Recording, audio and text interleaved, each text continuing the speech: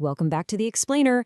Today, we're demystifying the dense cosmic lore of one of Marvel's most terrifying and, honestly, kinda pathetic villains, Annihilus. We're gonna map out exactly how a literal microscopic space bug evolved into an intergalactic dictator who single-handedly brought the entire Marvel universe to its knees. Let's dive right in. I am Annihilus, Lord of the Negative Zone. Annihilus, the living death that walks. Okay, so that is how he announces himself. He projects this aura of total dominance and absolute destruction. But here is the massive irony we're going to unpack today. This so-called living death is actually utterly, cripplingly terrified of dying.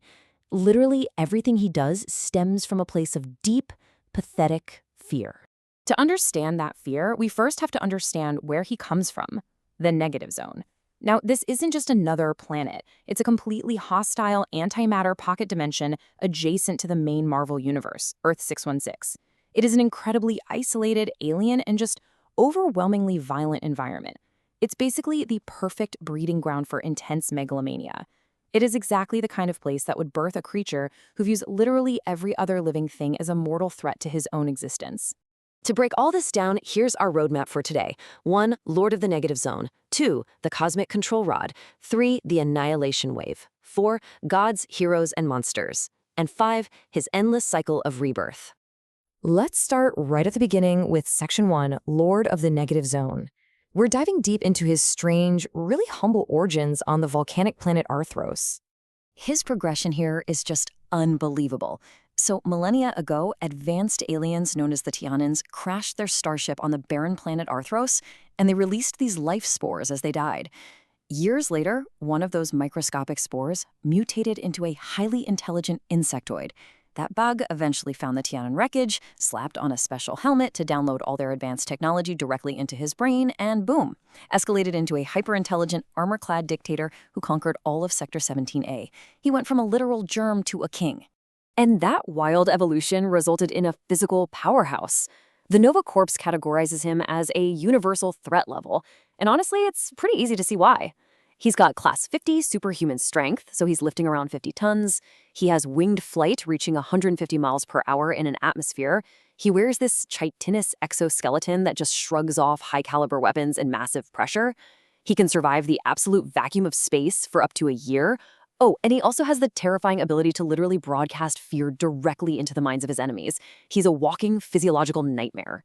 But notice the stark contrast here. On one side, you have godlike power. We're talking about it being capable of wiping out solar systems, capturing Galactus, and going toe-to-toe with Thor. But on the other side, his core weakness. Annihilus suffers from crippling paranoia.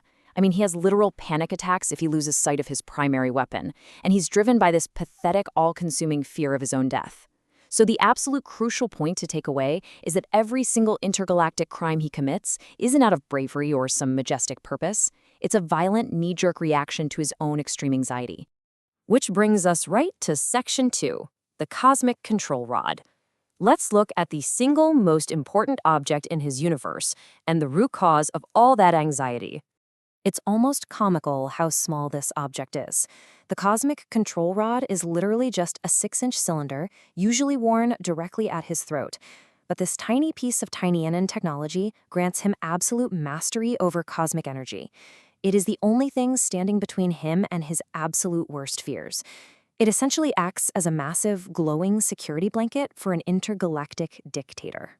So how does a tiny little rod turn a short-lived bug into a cosmic god? Well, most importantly, it halts his insectoid cellular degeneration. That decelerated aging is the exact thing keeping him alive. Beyond that, it lets him fire 10 megaton energy blasts, enables him to fly effortlessly through interstellar space, gives him the power to alter the molecular structure of matter, and wards off all diseases and extreme radiation. It's basically the ultimate survival multi-tool. And that brings us to this really crucial historical summary of his character. Annihilus feared only one thing: death. Because his cosmic control rod extended his lifespan, he defended it from every potential threat, real or imagined. See, because he's profoundly paranoid, he believes literally everyone in the universe is out to steal his lifespan. So his twisted logic tells him he has to attack the positive matter universe first before they can come for his rod. And that exact paranoid delusion leads us into Section 3, the Annihilation Ways. This is the big one, the moment in the lore where his anxiety reaches a fever pitch and violently spills over into Earth 616. So what exactly was this catastrophic event? Well, the Annihilation Wave was an enormous, seemingly endless fleet of negative zone battleships and insectoid soldiers. Annihilus unleashed this overwhelming force to completely destroy the positive matter universe. And how on earth did he justify this unprecedented slaughter? He essentially claimed that the expanding positive universe was encroaching on his negative zone territory. It was the ultimate unhinged cosmic preemptive strike. And man, this conflict rapidly escalated into a brutal war. It started with a massive attack, completely destroying the Kylan maximum security prison. Then, the massacre. He wiped out the entire planet of Xandar and completely decimated the intergalactic police force, the Nova Corps. He then escalated to capture, shockingly imprisoning the world devourer Galactus with the insane intent of turning him into a massive power cosmic bomb. Finally, the defeat. He was stopped by Richard Ryder, the last surviving Nova, who killed Annihilus by shoving his arm down his throat and literally pulling his internal organs out through his mouth. Which, is certainly one very visceral way to end a galactic dispute. Because of this massive wave of destruction, the Nova Corps assigned Annihilus a very specific number, 1. He is officially designated as a Category 1 criminal threat. If he ever steps foot into the positive universe, it's an immediate, highest-level, all-hands-on-deck emergency, no questions asked. But despite that terrifying Category 1 designation, we've got to look at Section 4, Gods, Heroes, and Monsters. This is where we examine his high-profile rivalries and some of the incredibly humiliating defeats that completely puncture that terrifying aura of his. There is just a hilarious contrast to his character when you look at his history. Here is this massive cosmic terror who constantly suffers wildly embarrassing defeats. Against the Fantastic Four, his oldest foes, he's routinely tricked by simple illusions, and they steal his control rod constantly, like all the time. He once allied with Thanos, only for Thanos to later use time travel to devolve Annihilus into a literal tiny bug and just step on him. But my absolute favorite?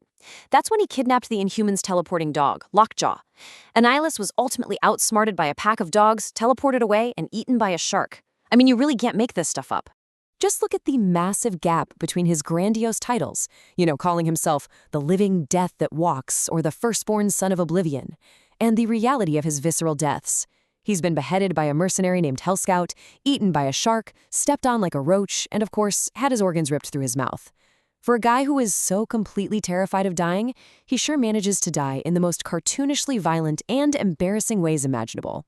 But that brings us to our final section, and honestly, the most fascinating biological trait of the character. Section 5, the endless cycle of rebirth. Let's dive into why those embarrassing deaths never actually seem to stick. This is the ultimate tragic comedy of Annihilus's entire existence. He is a paranoid nihilist, completely obsessed with extending his own lifespan. He wages universal war, literally just to stay alive. Yet, his own Arthrosian biology prevents him from ever truly dying permanently. He is terrified of a death that his own body won't actually let him succumb to. It's crazy. So here is how this incredibly annoying biological failsafe actually works. First, Annihilus suffers one of those gruesome deaths we just talked about. But immediately after, he's reborn from one of his queens in the negative zone as an infant, larval insect. And because of his mutated genetics, he rapidly matures back to full size while retaining absolutely all of his past memories and grudges. He remembers everything. And finally, he just resumes his galactic conquest. Death for Annihilus isn't the end. It's basically just a really inconvenient timeout. Which leaves us with this really provocative puzzle. If a deeply paranoid villain literally cannot stop living, no matter how many times or in how many gruesome ways he's destroyed, how do you ever truly defeat him? How do you stop a monster whose greatest fear is the one thing his biology has already conquered? It's a terrifying puzzle the heroes of the Marvel Universe are just going to have to keep solving, again and again. Thank you so much for joining me for this explainer, and I'll see you next time.